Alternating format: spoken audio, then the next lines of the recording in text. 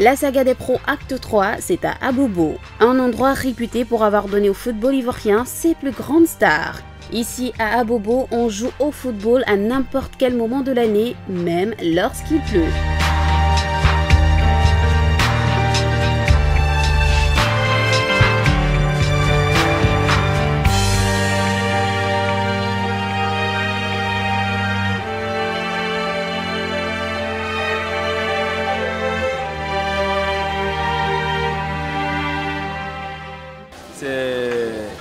C'est quasiment une tradition.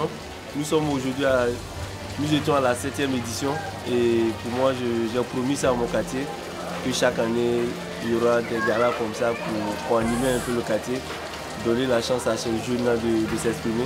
Harouna Koné fait partie de ces enfants qui viennent de cet endroit. Lorsqu'il vient en vacances comme cette année, il l'organise avec ses jeunes frères d'Abobo autour de cet instrument qui fait de lui une fierté du pays aujourd'hui.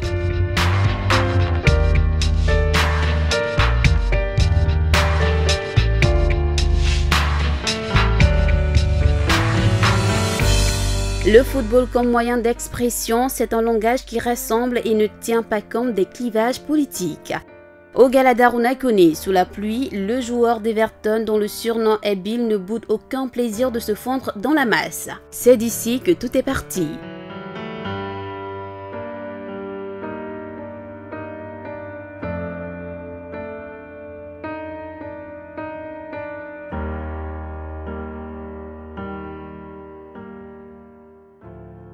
C'est toujours un réel plaisir pour moi de venir me ressourcer dans mon quartier d'enfance.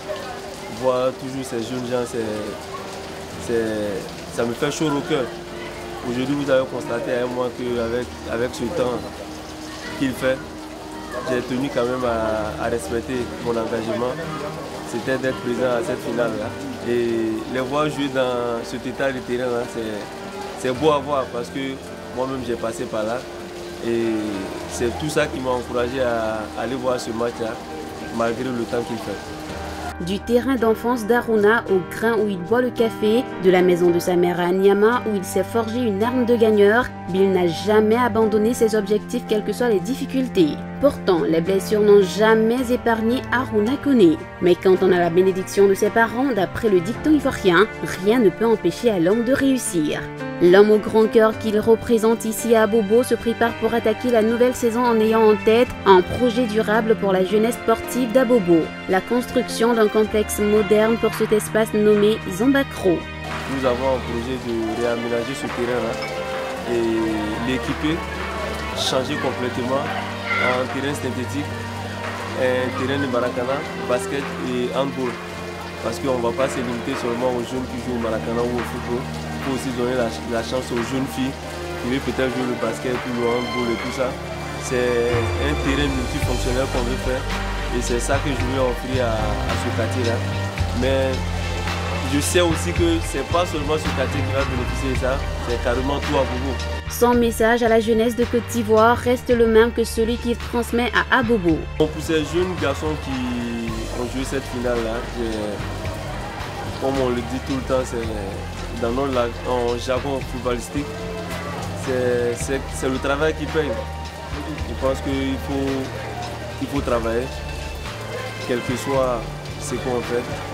Moi, en tant que leur aîné, je leur demande de bosser, d'être persévérant et d'avoir beaucoup de courage.